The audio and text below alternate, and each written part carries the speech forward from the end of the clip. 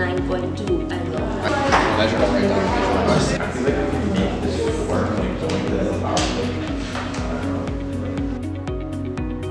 It's basically a cube. It's a cube.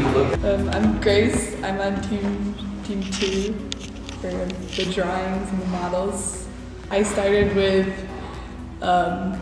basically creating a folded shape out of like flat planes. So I used like a grid system to decide the shape of the diagonals that make up this fold. And that kind of progressed to this more of a solid form, which I did make more triangular to kind of make it look even more folded.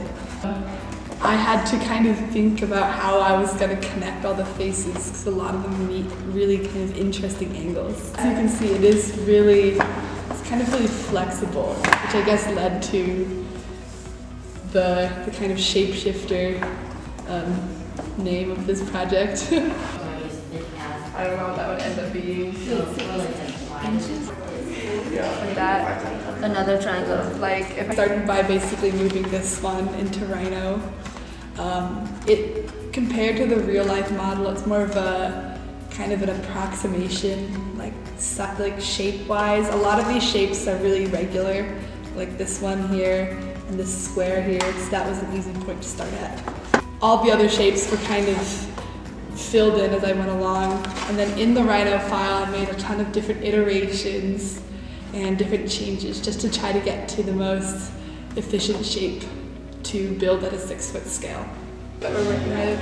So it's very simple frame and scale. So we'd have to like ask you about like the structure, like so we cannot connect this to a base, right? So it's just gonna be sitting like this. And since we have like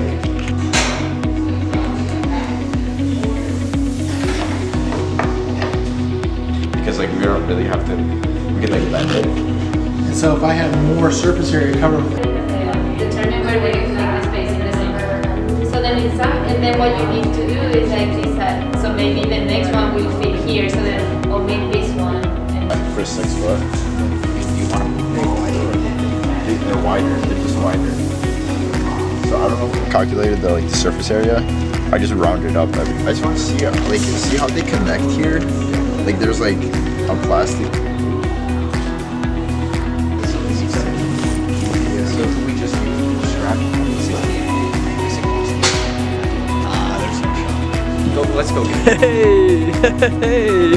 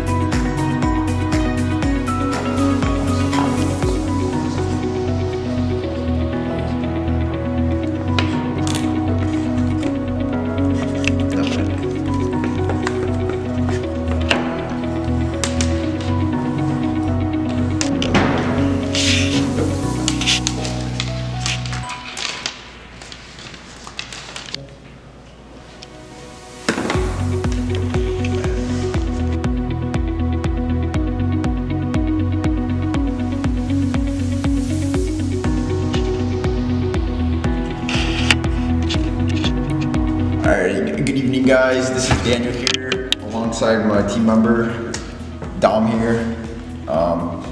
So we're going to talk a little bit about our process of our mock-up. The joints are connected by 2 zip ties, heavy duty zip ties that we got in Menard.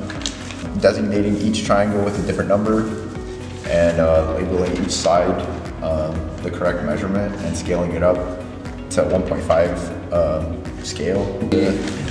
hand cut every single triangle in the laser shop, or in the wood shop, and we basically had to go through and cut out every single connection point as well, making sure that it was wide enough so that all the zip ties could fit through it, and then also making sure that like each connection point would line up with each piece, so that way the zip ties weren't going in at different angles. The next time what we would have to do is we would basically have to like sand down the edges so it'd be at a more precise angle, so that way the pieces actually join together and it's not two straight edges going up against each other.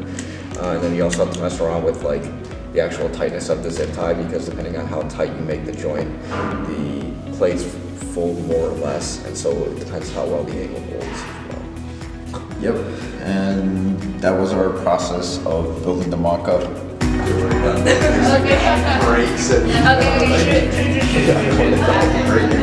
But I can see like a set of pictures of like. So after we got our mock-up critiqued, we took our estimations and our calculations to Menard, started purchasing the larger materials needed for our large construction of the model.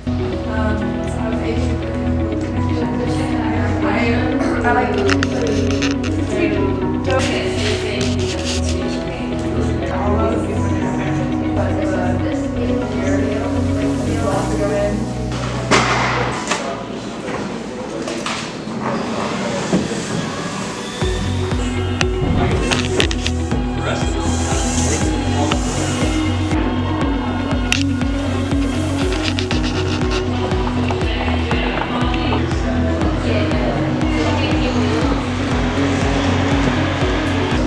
Yeah.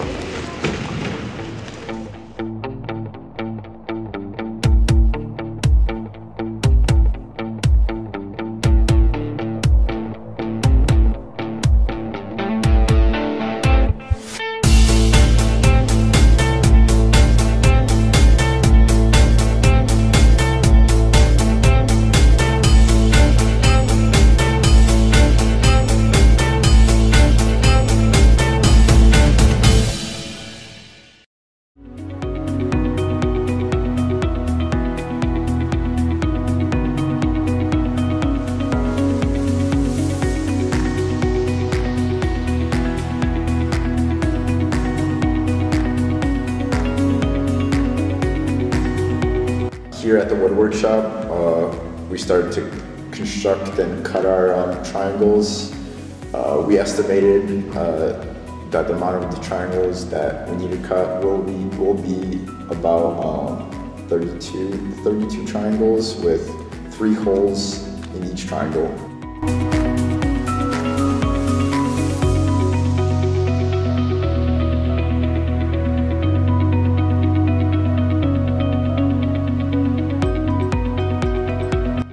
The way we wanted to construct this was by sanding the edges at a 45-degree angle. The way we were connecting our triangles, as seen through a mock-up, were through zip ties. For these zip ties, we planned on using the hand router as our main source of creating these holes. One of the difficulties we came across was that other groups were using this hand router, and we had to think of a different idea to make these holes. So we decided to use the drill press and chisels, and that's how we created our holes.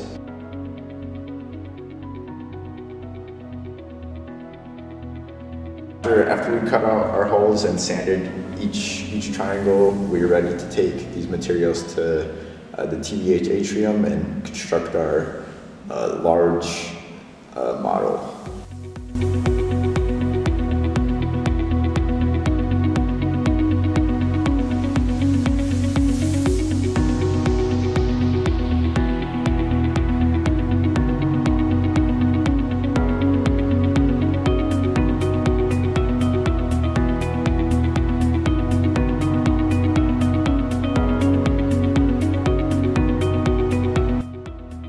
So, as our theme was this shapeshifter, we already knew from our mock-up that this model would be difficult to keep standing. As we were constructing it in TBH, we had difficulty getting the angles of every single triangle right. In the end, the shapeshifter was standing and we got it to hold its form, even though the connection points were zip ties and were very flexible.